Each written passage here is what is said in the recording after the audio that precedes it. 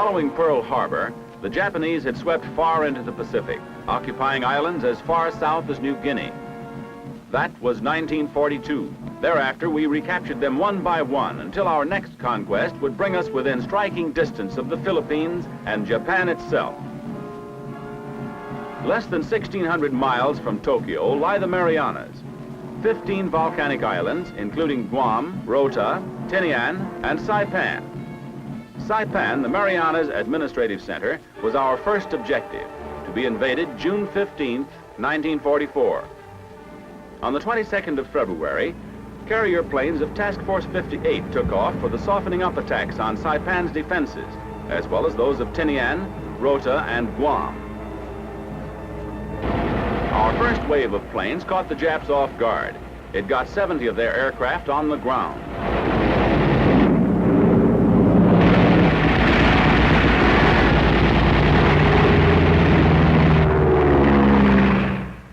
Sporadic attempts of Japanese planes to attack the carriers and warships of Task Force 58 ended in failure because we were ready for them. We destroyed no less than 141 planes, their entire attacking force.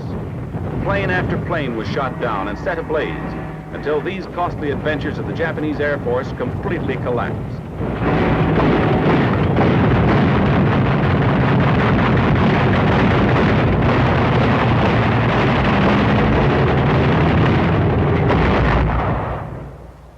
Toward the end of May, the 27th Infantry Division in Hawaii was getting ready to sail for Saipan.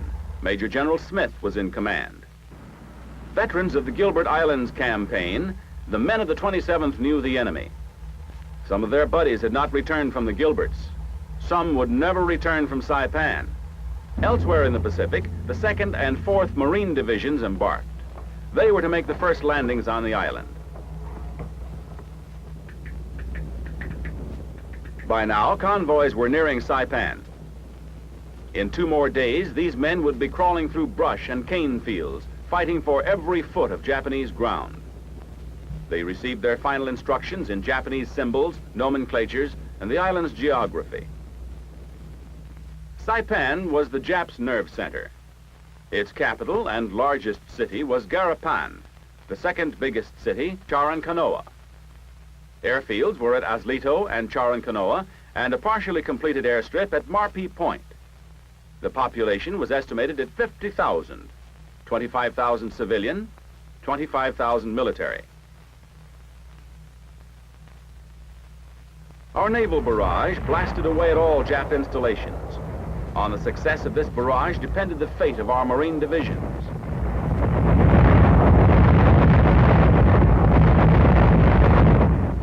Low-level air attacks along the shoreline were coordinated with this naval shelling. The invasion was on. D-Day, 0700 hours. Troops of the 2nd and 4th Marine Division piled into Higgins boats, and then alligators. Awaiting the starting signal, assault boats circled around the transports. Landings were to be made along a line from Charankanoa to Aguignan Point by the 2nd and 4th Marines moving in abreast. Under our naval barrage, the boats started for Saipan's shores at 0815 hours. Soon we would know how effective had been the pre-invasion bombardment and how much strength there was left on the island.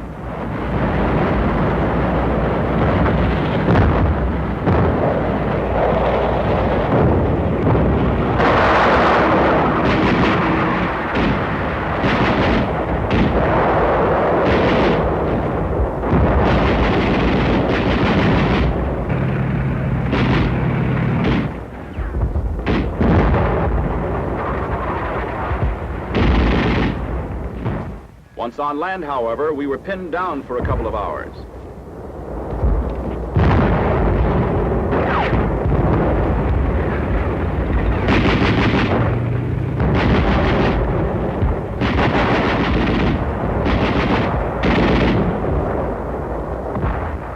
Soon we'd silenced enough of the enemy fire for more of our troops to land. And by noon, we had pushed a mile inland in certain parts of the beachhead. Toward evening, we were fighting our way further inland. And on the following day, the 2nd Marine Division extended its beachhead and joined forces with the 4th Marines near Charankanoa. We were still being showered on the beaches with Jap mortars and shells as we attempted to push our way further inland.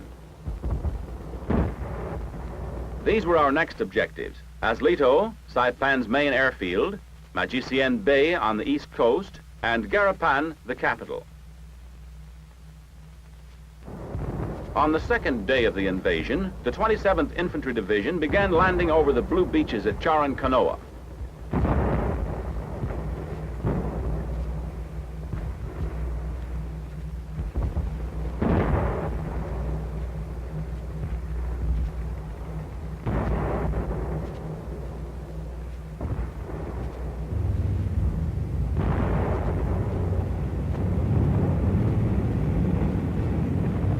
Having landed with little opposition, the 27th set up a command post and established contact with the Marines to coordinate an attack on Aslito. Our infantry tank teams, sweeping toward the airfield, were supported by mortar and artillery fire.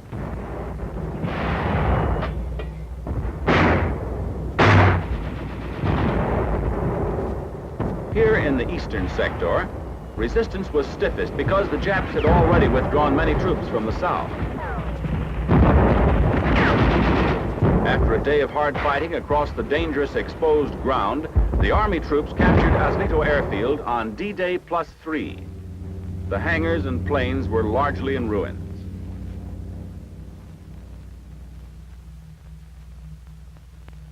Those that were halfway intact were shipped back to the States for study. Army engineers lost no time in reconstructing the runways.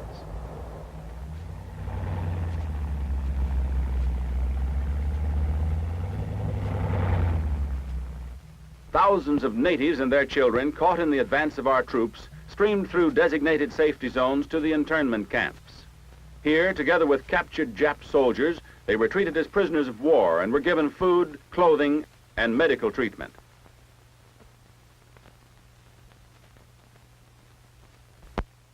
A large Japanese task force had meanwhile sailed toward Saipan. The 5th Fleet, operating in support of our landings under Admiral Spruance, was the Japs' target.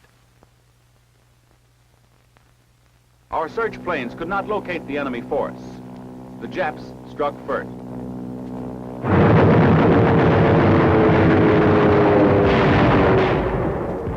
Their planes attacked 300 miles west of Saipan, the day of Aslito's capture.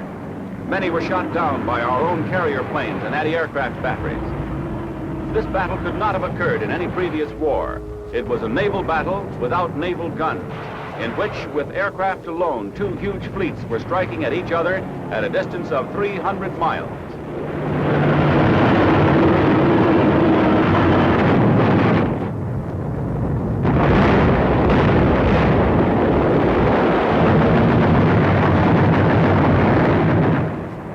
It was the first major naval engagement since Midway.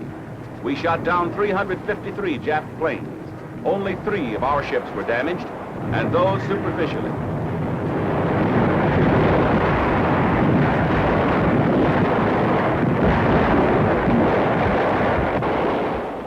Now it was our turn.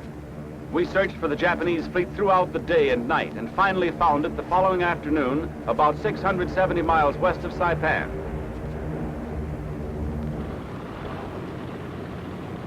An all-out airstrike was immediately ordered by Admiral Mitcher, commander of our carriers. It was just before dusk. By the time we reached the fleet, it had already shifted its position. Escape was now the enemy's only hope. After yesterday's battle, he just didn't have enough planes. We saw a few in the air, none on the decks. We sank 3 Jap carriers and 15 other warships. And as our planes returned from their mission, the Japanese fleet, totally crippled, retired toward the Philippines. Our troops on Saipan, having secured Aslito Airfield, drove eastward towards Magicienne Bay and isolated a large part of the Japanese troops on the southern tip of the island at Nafutan Point. From there, the 27th Division moved into reserve. Meanwhile, the 2nd and 4th Marines went up the center of the island toward Mount Tapacho, which dominates Garapan and its harbor. Mile by mile, we were taking possession of Saipan, called the Island of Many Thieves, by the discoverer of the Marianas.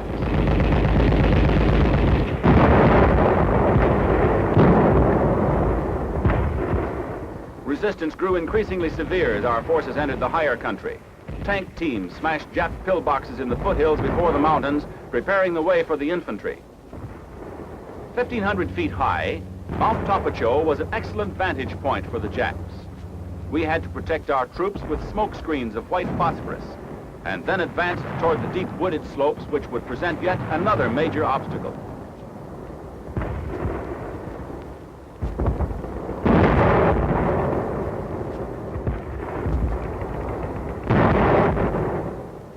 To flush out the Japs, we set fire to the surrounding cane fields. We progressed steadily. Once our forces gained the mountain, they would be able to control the capital. This last stretch was one of the hardest. Along the mountainside, Japs were hidden in limestone caves from which they had to be blasted with dynamite and flamethrowers.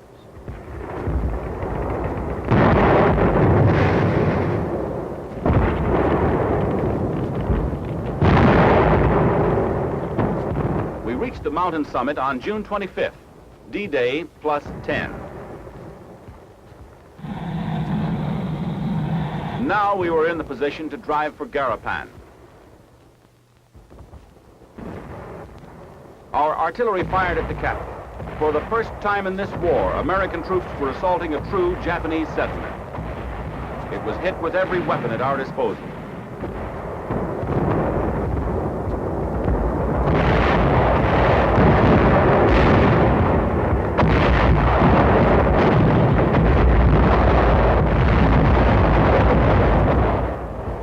Naval guns supplemented the artillery barrage. Rockets from mobile launchers sought out every possible enemy dugout. Thunderbolts from the Oswego airfield joined in the attack. And Navy dive bombers blasted the Jap batteries and defenses.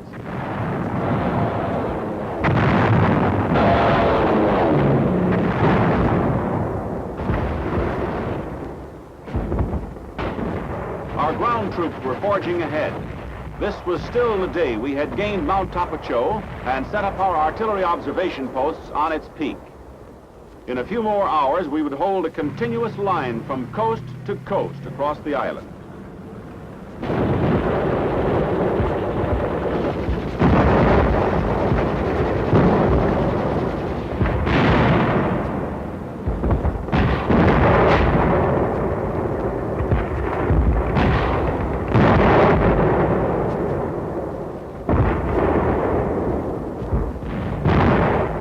In 10 days of bitter fighting, our forces had occupied approximately half of Saipan, including the principal airfield, a town, and a high peak in its center.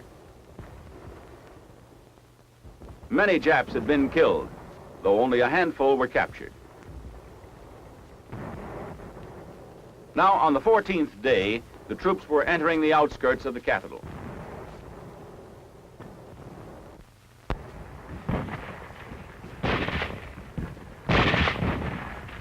This was Garapan, once a clean, tidy, tropical town that our bombardments had now reduced to a pile of rubble. But behind these shattered buildings were many enemy patrols, and we had to fight for the city, street by street and house by house.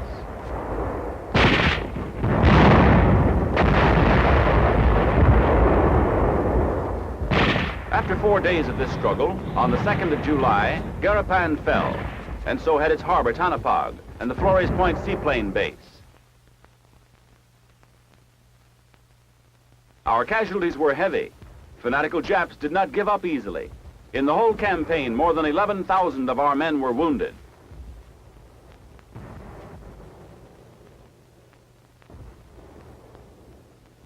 Some of these men were now on their way back to the States. There were others, of course, who would never return.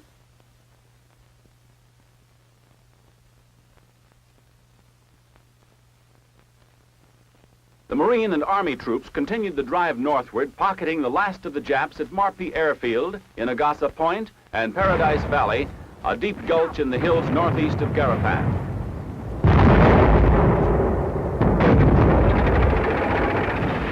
The enemy still resisted violently. The terrain was tough. It became more and more difficult to move equipment. Then, on July 7th, 5,000 Japs tried a last suicide counterattack, the largest ever launched in the Pacific.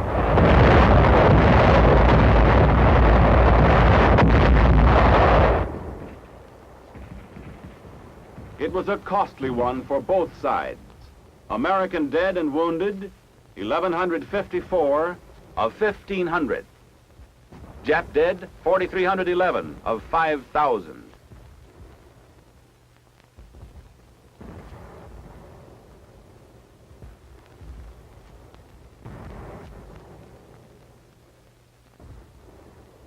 We gave what remained of the enemy a chance to surrender. Through loudspeakers, we announced the ultimatum and held our fire.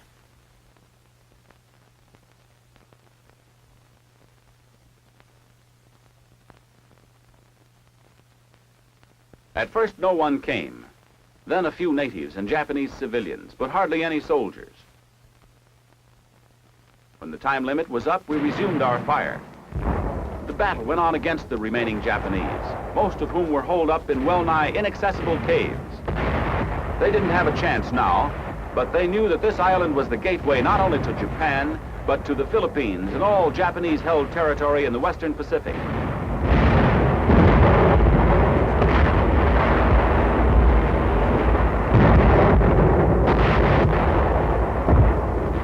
After a final bombardment, the infantry and tank teams moved in, and by July 9th, 3 weeks and 3 days after D-Day, the Marines and Army troops had stopped all organized resistance.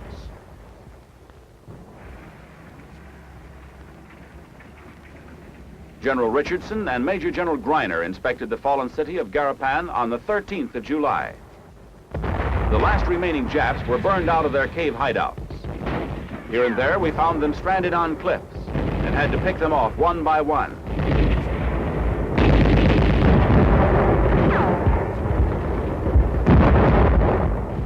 Some Japs surrendered, but most preferred death, even suicide.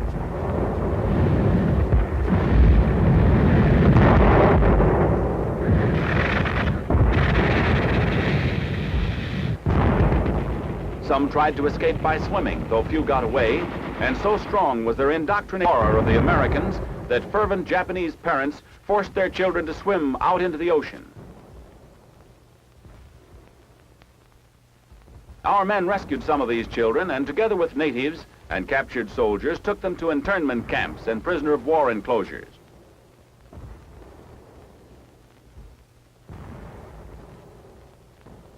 Food stores in mountain caves had not always held up. Many of these people had been without water for several days. The half-starved civilians were given army rations as well as rice, which had fallen into our hands earlier in the campaign.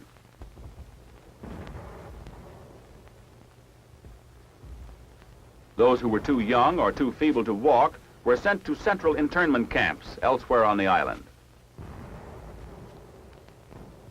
Japanese prisoners, the few who'd surrendered, were put to work burying those who hadn't. Japanese losses were tremendous. 25,000 soldiers and civilians were dead. 1,500 more soldiers were hunted down and killed in the following weeks. The last defenders' only weapons had been bayonets mounted on sticks, and the sacrifice had gained them nothing. Our own losses came to 1/6 of the enemy's. We now had everything to gain.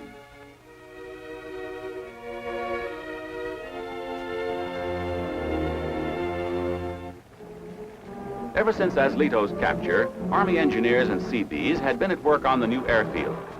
Perhaps it was a routine job for the engineers. But when the last piece of gravel was smoothed out by their bulldozers, the war in the Pacific entered a new and decisive phase. So far, every island we had recaptured, every swamp and malaria-infested spot from Guadalcanal to Kwajalein had been a springboard for the next island. But not Saipan. When, on November 24th, 1944, the first super fortresses took off from this center of the Marianas, they could at last head directly for the heart of the empire whose savage grip had reached so far into the Pacific. Saipan was our air springboard for Tokyo. This island had given our Pacific flyers the first chance to strike at the Japanese home. From that time on, with hundreds of our giant bombers, we began the final destruction of a war machine that had once hoped to wipe out our civilization.